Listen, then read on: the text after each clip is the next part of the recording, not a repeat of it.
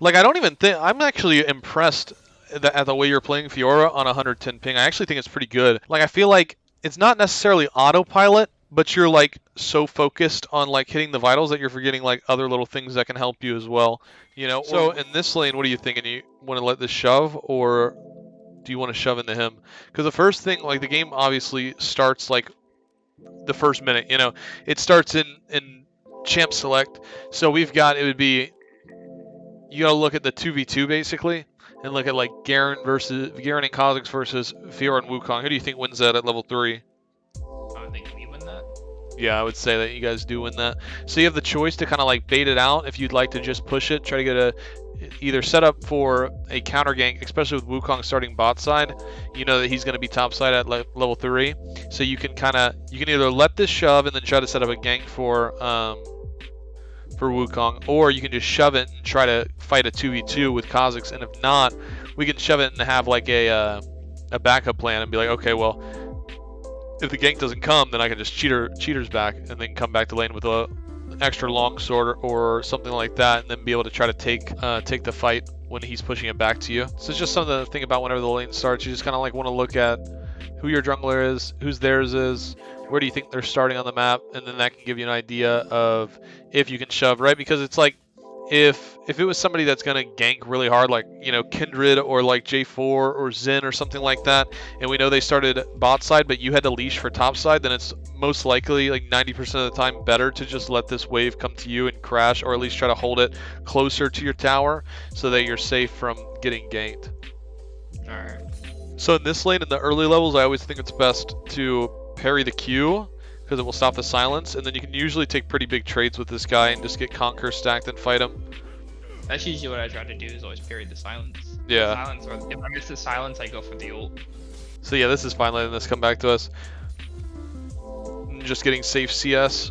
We already used our potion too, which is a little bit scary, so we'd probably just want to play it super safe. And then once it hits and we hit like level 3, we might even be able to get like the level 4 advantage and then go for an all-in. Because especially when we're taking Ignite, we want to look for fights, but obviously he has it too. Doesn't have Flash, he has a Ghost, which means, you know, we could chase him down a little bit harder than he can get away. We could probably sneak in a whole combo before he can actually, that thing ramps up and he can outrun us. We were definitely, I felt like we were a little late though. Right when we saw him, we should have like gone instantly and just left. This would have been like damn near frozen if right when we saw it we just moved and rotated, because Victor had prio as well, so he could move. So we just want to be a little bit more aware of the map and just get down there. You know, a couple seconds could lead to us like being able to be there to actually help him or cut it off. He obviously fought in a weird way where he hovered more towards the Victor, but still. Because if we're gonna roam, we're gonna lose, especially with the wave state like that. We're gonna lose minions, so we definitely need to like be there as fast as possible when we see it, and then make the decision quickly, or else we're gonna miss out on a lot of XP and gold. Because now he's got extra minions, and we lost a few to the void where the minions just fought and they died. This is actually, we have a giant minion wave here. Yeah, if they fight, they lose it. So ideally, we just want to crash this massive wave and then back. Which we do, which is good. Like, this would be an ideal time to try and, like, kill him, right? So anytime that you have, like, a lead, that's where we're looking for kills. So even though it's not like an actual lead, but basically what it is he's sitting on 1,600 gold, and he only has a shield, and you have this advantage of having a pickaxe. It's not like there's a huge minion wave stacked or anything, so a front-facing Vital legit would just be like an all-in green light. So like this Vital right here, we would walk a little bit further and just focus on hitting that, and try to all-in this guy. Got it. Even if it's like facing down, we would still go for it. We would just go for the kill on this 10 out of 10 times and just all in this here. Put the Ignite out and this guy dies. He can't kill you. Look how much more damage you're doing to him. Yeah. So we definitely want to be like more aware of when we can take a kill, because you have so much more damage than him. And if we wait like that, then he's able to hit level 6, because he's forced into a position now where he has to get this shoved in, or else you can freeze it, or at least force him to miss minions. And then once he hits 6, it becomes more of a threat. Okay. Yeah, like an Ignite in another Q, this guy dies. Think about how much damage your Ignite does, right? He's only sitting on 375 HP. Ignite's going to do it just straight up 150. All you have to do is hit him for 200 damage. That's 2 vitals. That's it. And he dies.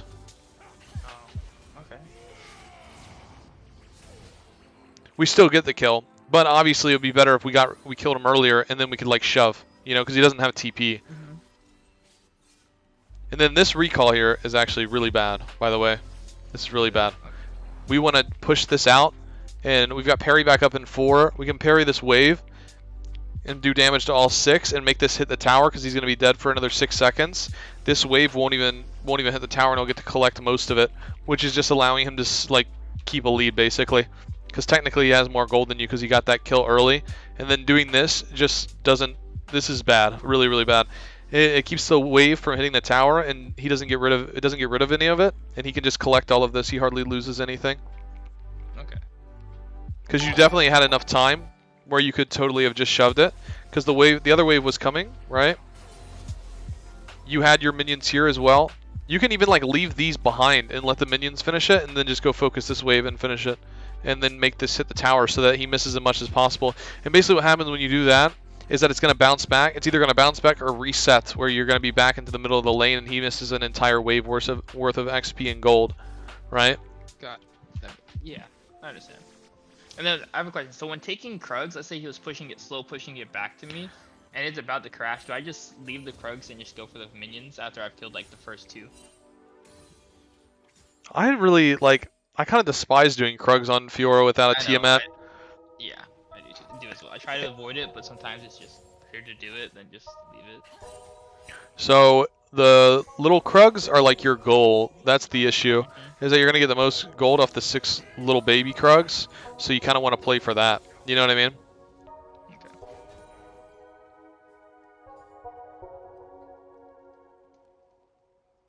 This is good, by the way. Getting like deep vision. Always good. So, realistically, especially if we know he's coming, we just want to like take away any ability that he has to use Q, because that's what he's gonna try to run away with, right? When he sees Wukong. So us backing up here, we don't really have to do anything. You could just Q away entirely. You could just Q away entirely. I get that you were trying to bait, but we took too much damage and allowed him to get the kill. You know what I mean? So we can still bait, but we kind of like want to like Q away and make him think that he's going to catch us with a Q, and then drag him all the way towards our tower, essentially, right? Because that's like the sweet spot is going to be like this area here, and push him a little bit further. So like going back on that, we didn't really need to, and it just gets us killed. Especially if we know that Wukong's coming, we just want to be patient, because he's got 2 forms of CC, so he's going to be able to slow him down and stop him for sure. So just like just an unnecessary death, truly, right there. But if we're just a little bit more patient, we got it. I would really love to see us in this lane just going so much harder. Like when he uses an ability on us like that, because he's got a pretty decent cooldown on all his abilities. Like we got 7 seconds on Q, 7 seconds on E. W doesn't really matter, like 20 seconds. But like if he E's into us and then you hit like a vital, though once we got our Conqueror stacked all the way up, we just kill this guy, and we have the ignite advantage because we know he ignited us when he killed us before. Like I would love to see, you know, the way the vitals like rotate and everything, right? Yeah, it's so top and right and then bottom and left. Yeah, so like imagine in this situation here where you hit top vital and then it spawns right here on the left, and if we just position ourselves where we're running back towards the tower with him, right, and then we hit this left vital and then we ulti, and that turns into a 6 vital ulti, and then it goes off. So imagine what happens is the next vital that'll appear after the ulti will be the one that's the last one to hit. So if you hit this and then ult, the next one that's going to pop up is going to be either top or right. So what, we finish off 4 and we get him to like right here, yeah? And then the next ulti or vital is top right. So it's like, that's 7 basically that you'd hit, plus ignite. This guy just doesn't win that at all, especially with no ignite because he already used it, so he doesn't have any healing reduction to stop you. I always think that it's better to play super aggressive when you know that the enemy doesn't have any like healing reduction, because he doesn't have Bramble Vest, he doesn't have Executioners. So if you get all 4 off, then you're gonna heal for a pretty decent amount, to the point where this guy's not gonna really be able to outtrade you. He's got Grasp and you have Conquer, right? So the whole point of Conquer is to go all in, and the whole point of Grasp is to poke. So every time that he uses an ability like that and it just whiffs and you get the advantage by hitting a vital, like we should just go for the all in.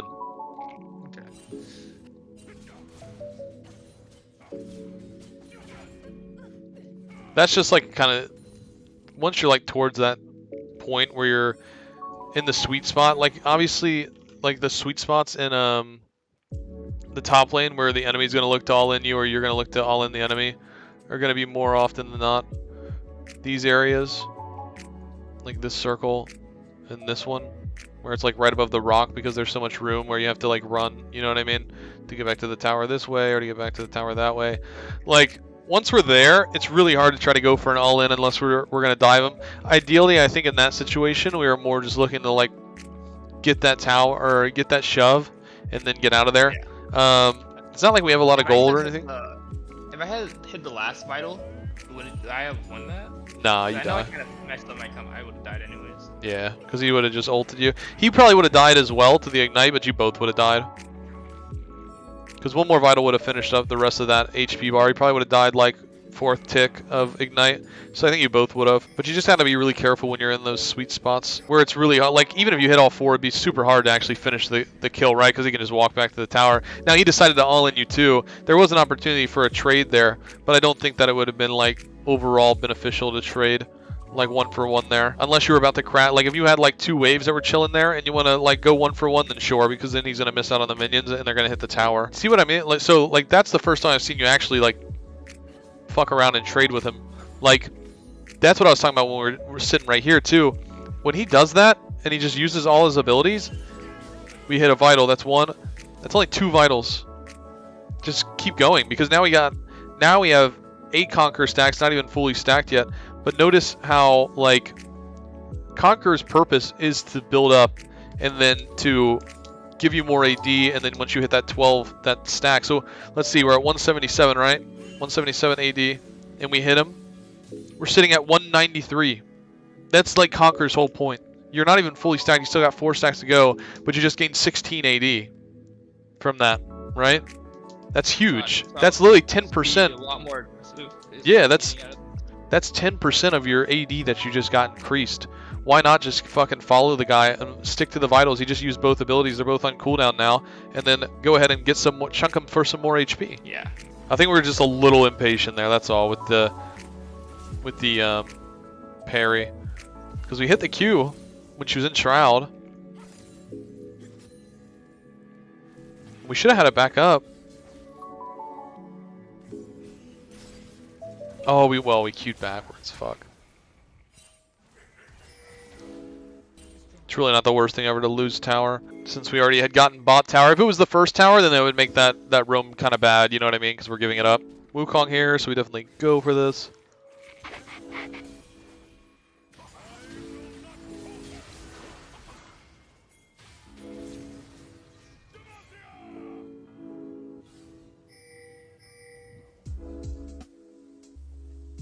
Did you ignite him?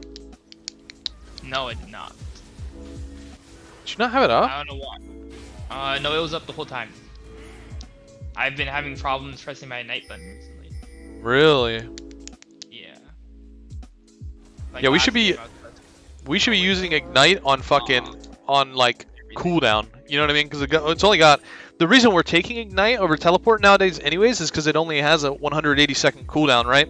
And you literally can just spam the hell out of it. I mean, imagine in a 30-minute game, you get to use ignite 10 times.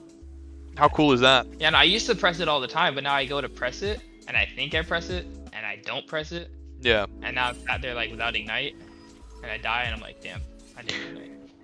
Like, I don't even think I'm actually impressed at the way you're playing Fiora on 110 ping. I actually think it's pretty good. I think we're kind of just missing out on a few. Like, I feel like it's not necessarily autopilot, but you're like so focused on like hitting the vitals that you're forgetting like other little things that can help you as well, you know, or when to fight, or like when you can all in, or when you can like take advantage of somebody's cooldowns. Like, you might understand the matchup, but I think you're missing out on the really small minuscule things like the actual times. Like, instead of like when you want to all in, like, what's a green light, right? What's a green light? What ability does he use? Where does he walk in the lane? Where's the line that he crosses that basically tells me that, okay, I can all in here? You know what I mean? I didn't know about the green zones earlier before you told me them. I just knew that it's the longest part of the lane, so it's a good time to all in. But other than that, I never really tried focusing on where they're really positioned to all in them. Yeah. Where did we die? We died to Kha'Zix, didn't we? Yeah, I died right at Blast.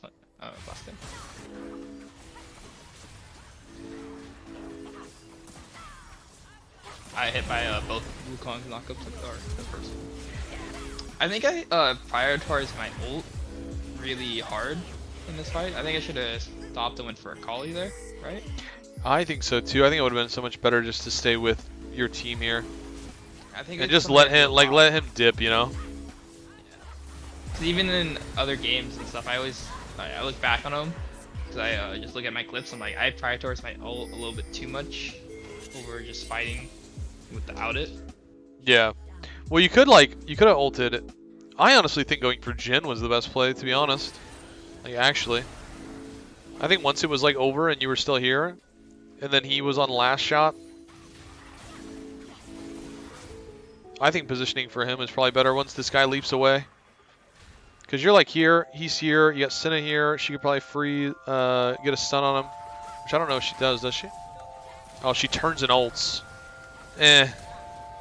Staying with a team, I still feel like it's better because you can get, you know, you just pull out your ulti, get like 2 hits on the vitals, and then you've got a healing circle for your team to help them get some HP back, and then continue this fight. And we just let Kha'Zix go. Kha'Zix is 6-1 anyways. We just let him rock. He's probably not gonna. We're probably not gonna win a 1v1, especially if we go and we isolate ourselves so that he does more damage to us. You know. Why are we going top here with the dragon up? Yeah, I realized that too. Especially in this situation where they have 2 dragons and they're like 1 away from getting soul point. We definitely want to be there to help our team. The dragon here is going to be more important than this tower is. And besides, this tower is like full HP. We don't have teleport or anything. And like, I'm pretty sure, like, where's the lane state before you even get there anyways? I think it's at my tier 1. This shit's just going to shove anyways and it's going to hit the tower. There's really no point. So we're doing all this for like 5 minions. You know what I mean? Now, like, ideally, if you see this, there's just no point to go. And we want to be here and help them to make sure they get it. And they might get it, regardless, but we'll see if they do. I don't think they will. But they might get it regardless, but it's better for you to be there, just because you can set up for kills. You can set up for kills, which allows you to either... Let's say you go down there and then you help them and we win this team fight and then we get Dragon and then we take Rift Herald too. Or like mid tower still up and then we can get positioned in mid lane and we can take the mid tower. Or bot lane's up and then you can take that because we got people off the map. Taking people off the map is way better than, you know, just going up and hitting this tower. Because it's a guaranteed win that we could win this with numbers because Jhin was dead. Jhin was dead and we could have definitely done something. So just a little bit better on like the macro decisions as well. And like where to be. I feel like I noticed that a lot from top laners though, is they kind of just autopilot, like they just literally spawn in and click top or bot. You know what I mean? Yeah. I find myself doing that a lot, especially when I started to lose lane. That's when I really started to do it. Dude, usually just stopping the autopilot is just like extremely helpful in general for playing ranked and just climbing. Like you'll notice if you like put forth effort for the entire 30 minutes that you're in the game and not spend that one life where you go 5 minutes where you kind of just aren't there and you're just like pushing a wave all the way through and then it hits the tower and then everybody's fighting. You know what I mean? It's like that meme. It's like where everybody's fighting and the dude's like sweating and shit and then the top laner's just splitting and they're listening to like Maroon 5. Like, that's exactly... You seen that meme? Yeah. Yeah, that's exactly what's going on there. You know what I mean? So then again, notice... Why did we did it again there? We went bot, but there's already somebody pushing bot, and we just go bot. So we're doing it. Originally going top, and then why not? I went down, thought he was gonna die to Garen, but it was still a waste of time when I should have been top side helping my team. Why not just run mid in this situation? So you don't know where to go because you know you look at your minimap and you see that Victor's already there, right? Why not just run mid? And then if your team needs help, you can break off over here. If Victor decides to back and you want to go bot, well, you can go over here. If you want to clear this wave, you can clear this wave and go here. Like you have so many options. Just run mid because this wave's here. He's all the way down here. There's nothing you can really do here. The wave's all the way pushed up, right? So there's nothing really to play for. And in a position like this where you have like so think about it, how somebody has to respond to these waves. Typically, depending on how big the wave is, somebody has to respond to these waves. We see Victor fighting, he gets a kill. This wave is pushed up top lane, the one is pushed up bot lane. And now, does this not give us an opportunity where we start looking at Baron?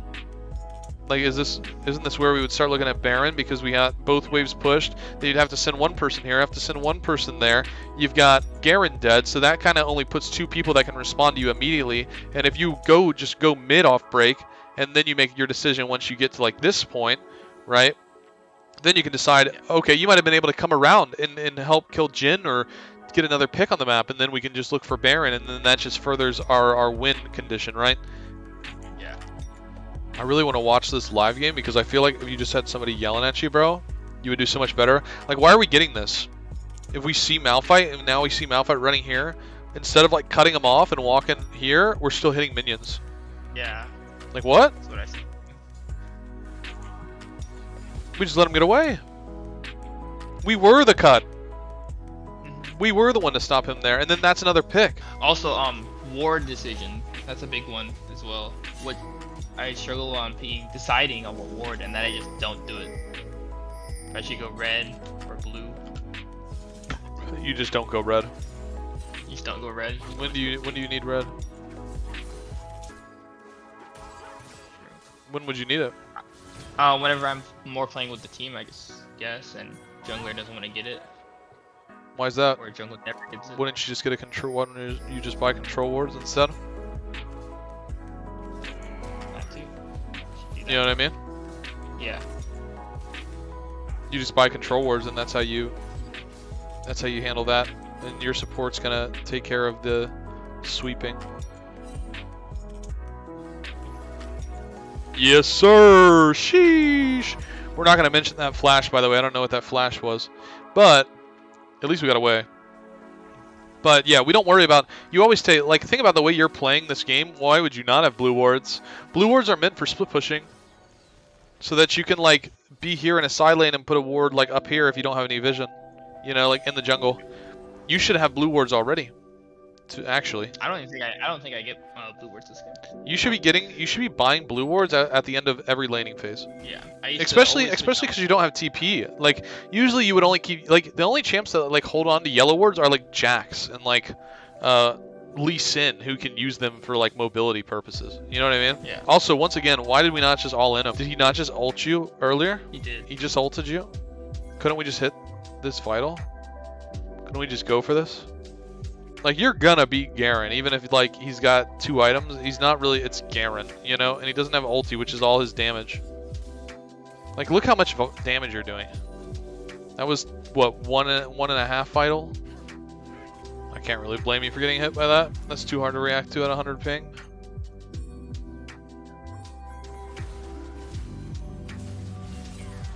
That is really tough that we die there right before Dragon. They get soul, don't they? Yeah. Now, what if we would have been there for the last one? Yeah, this wouldn't have happened. Wouldn't that be crazy?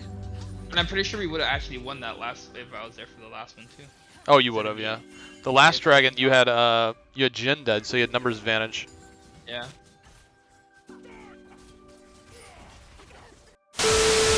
Three bot. If they were already on it, it'd be good. I don't even know. They might get it, but I feel like that's still. That's still really coin flip, honestly.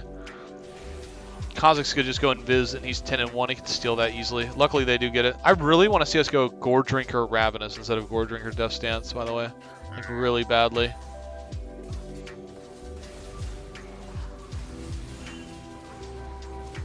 I do enjoy the fact that you're patient when you're like fighting, and you really look forward to hit the vitals as much as you can. You know what I mean? I do appreciate that.